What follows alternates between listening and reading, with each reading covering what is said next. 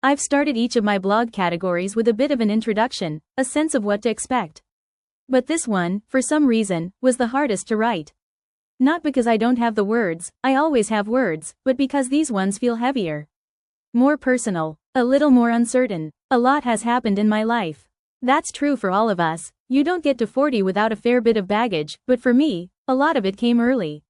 My parents separated, and soon after I lost my brother when I was 6. Then there were stepfamilies, complex dynamics, and a childhood that asked me to grow up faster than I should have at times. I spent too long trying to be liked, wanted, or enough for people who didn't really see me. And when you're that desperate to be loved, you make choices that don't always protect you. By 18, after 2 very wrong relationships, I met the man who would become my husband. I packed a lot into the first 18 years of my life. But I've built a much bigger, stronger, safely messier world with him since. We married at 21, in a small, falling apart flat with barely enough money to get through the week. We had awful jobs and no real plan, but we had each other, and that was enough. 10 years later, Squish joined us, and life was never the same.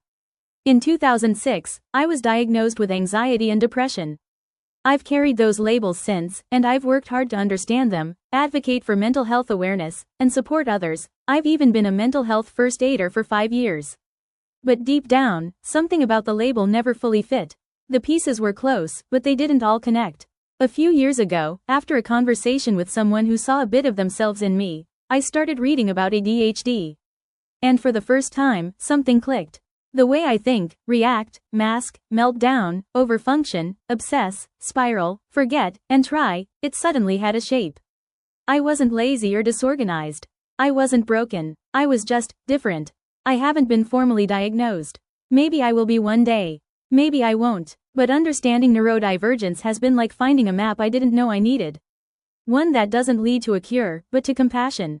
A way to be kinder to myself, and maybe help others do the same. So this category is for the late realizers. The self-diagnosers. The, maybe it's me, crowd. It's for anyone who's felt like a problem in rooms that just weren't built for them. You're not broken. Neither am I. We're just finally learning our language.